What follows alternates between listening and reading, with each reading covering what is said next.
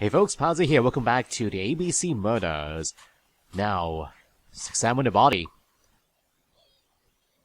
Whoa.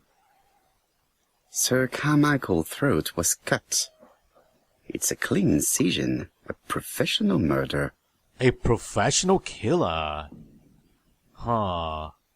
Look at all the blood splattered. The gravel on the path has been sprayed with blood that covers a conical-shaped area, which starts at the body and becomes wider as it moves further from the bush. That means he turned around. Yeah, he was facing the other way. So ABC timetable guy again. Churston. An ABC guide. The murderer's customary signature, covered in blood this time. And apart from the wound to the throat, the body is untouched. No cuts, no bruises.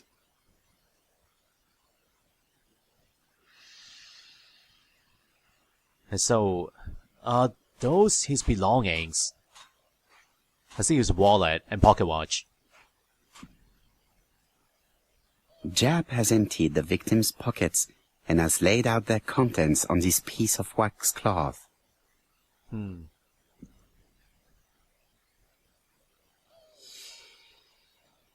Passport. Nothing appears to be missing from this wallet.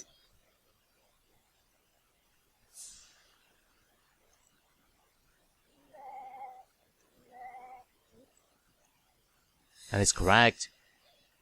An oriental dragon. It's an old piece, much older than the pocket watch on which it was fastened. I see the dragon symbol there. And the dragon figure.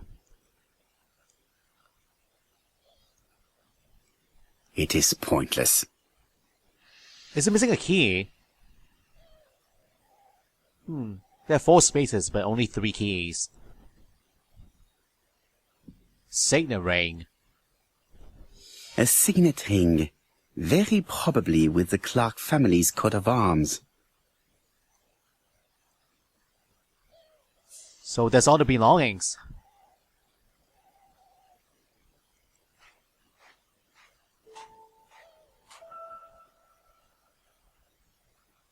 This place is very calming. Yeah. There's like a stone bench over there. Picturesque rock.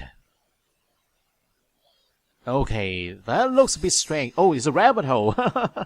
Wow. And The wild site flowers. is exceptional. It is easy to imagine that Sir Carmichael used to enjoy stopping here every evening. It's quite relaxing, the scenery.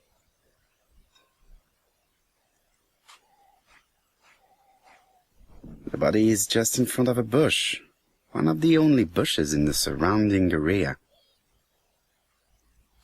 Can we go down the path?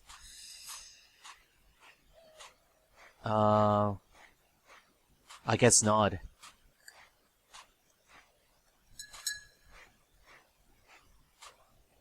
The vegetation behind the bush has been trampled. Let us now try and get our brain cells to work.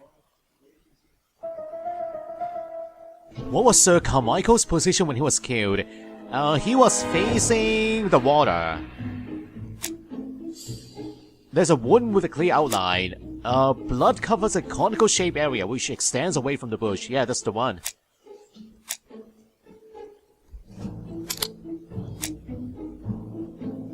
The body was found in front of the only bush in the surrounding area. Very relevant. And the last one. Clear outline of the wound. He had his back to the bush. Yes. Sir Carmichael had his back to the bush when the killer cut his throat from behind. A fatal blow that sprayed blood over a range of more than 1 meter. Let us now try and get our brain cells to work. So did he see the murderer? Yes, definitely. He's facing the murderer. The victim had his back to the bush. Yes. Victim only had one wound. Body was still warm. Signaling and trample grass behind the bush. Oh, wait, hold on. Maybe he didn't see the murderer then. If there's trample grass behind it. So he did not face a murderer. I was wrong. Yeah, without seeing who struck him. That's pretty hard to do. Like, extend your arm all the way to the front to slash the throat. Have you finished, Poirot? Chief Inspector, many questions remain unanswered, but I am certain of one thing. The killer is an opportunist. The murder was carefully planned. I say opportunist. The killer is a daring opportunist. He met Sir Carmichael at nightfall on this deserted path and took advantage of the situation. Impossible. You forget the trampled grass behind the bush. Ah, c'est vrai. It proved that he was waiting for his victim. Quite right. He must have known Sir Carmichael's movements well to plan such an attack. That could be the motive for the crime. The murder was very violent. Theft is not a motive. It's a violent murder. The murderer struck with terrible savagery. Yes, blood flowed. It's the first time he's attacked a man. He armed himself accordingly. Have you spoken to the victim's family, Chief Inspector? I've spoken to the brother, Franklin Clark. I didn't get much out of him. He's yours. I must get the body removed. Okay, you do that. And are we going to the house now? I had better go up to Campside. Yes. Let's go this way.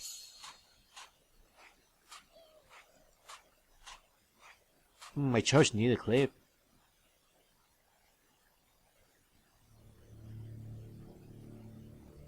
To be honest, this inspector seems rather obtuse. I'm counting on your friend Poirot to catch my brother's murderer. Ah, here he is now. Please, Mr. Poirot. Mr. Poirot, this is my brother's secretary, Miss Thora Gray.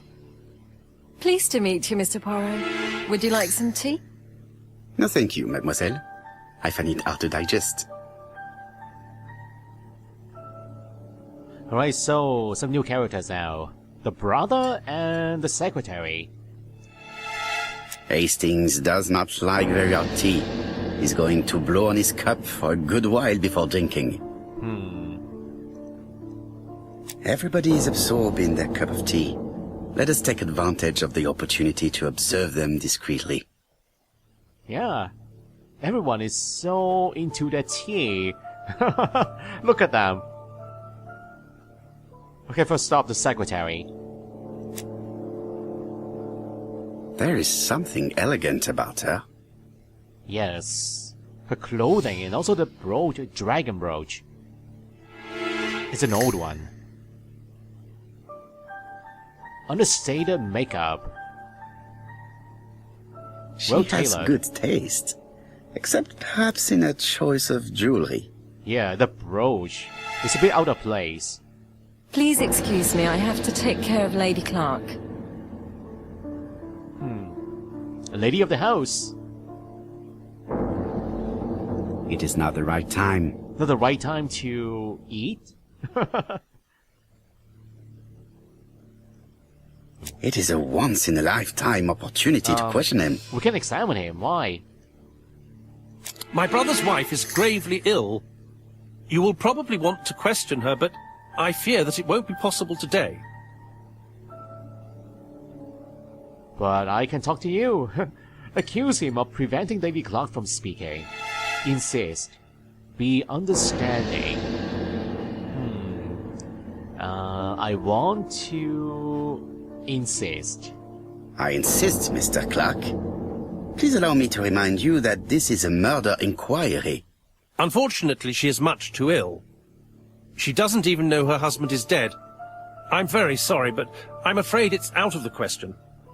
Of course, I understand. Someone set a trap for your brother. Who was familiar with his habits? Everybody knew he took his evening walk at 8:30, and that he always followed the same path. Follow the same path every day. Ask if he was a Dark Knight. Ask what his favorite book is. What? Why change the subject all of a sudden? Very strange. But I'm interested. Was it your favorite novel? The Railway Children by Edith Nesbit. I know it's a children's book, but it's enthralling. So it was you who found the body. Yes, along with the gardener. Have you seen any strangers around the house recently? No.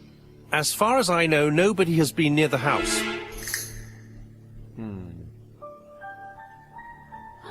Miss Clark. Oh, Lady Clark must have fallen from her chair. I have to help Miss Grey get her up. Hastings, while our host is gone, let's examine the drawing room. Yeah, this is our chance. But, Poirot, a gentleman shouldn't... I take full responsibility. All you have to do is to leave the drawing room door ajar and let me know if anyone is coming. Yeah, be on the lookout, Hastings.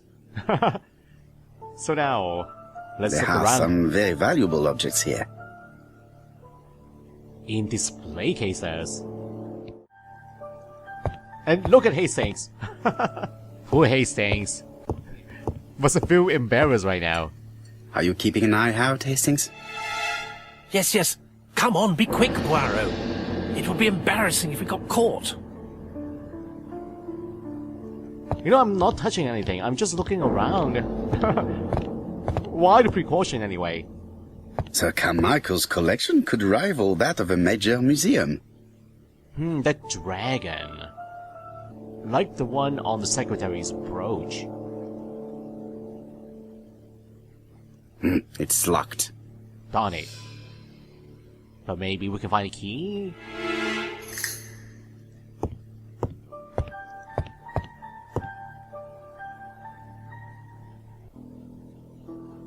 Okay, now...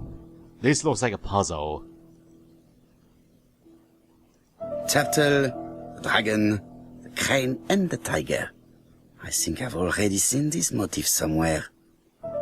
So 4 animals. Yeah, we saw the dragon. But the other 3, so I can rotate the dials. Ah. So they can face different directions, and also the color base are different. The position of each motif is correct, but they are not turned the same way as on the table. Oh, are they correct? Really? I accidentally did part of the puzzle, or maybe we follow this book here. World representation in traditional Chinese lore. The cardinal points. This book could maybe help me. Each cardinal point is associated with one animal and one color. In the middle sits the imperial dragon, and out of respect, all the others are turned towards him. Aha! All turned towards him. Interesting. Is that the only page? Now, I see the 4 colors around the dragon. So red on top, blue on the left, white on the right side, and then black. So... red. Red. Black, like that. Now, the only thing missing... I mean, the only thing wrong are the orientation. The animals. But something about facing the dragon. Facing directly at the dragon. Or looking at the dragon. Like that.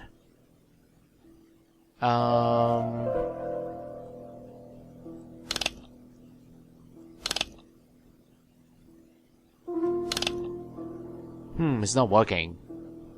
Something is wrong. The position of each motif is correct, but they are not turned the same way as on the table. The same way as on the table. Oh, I see the dots. Hold on. The dots facing the dragon then. The white dots. I think I heard a bang. Aha! Could it be this cupboard? The cupboard.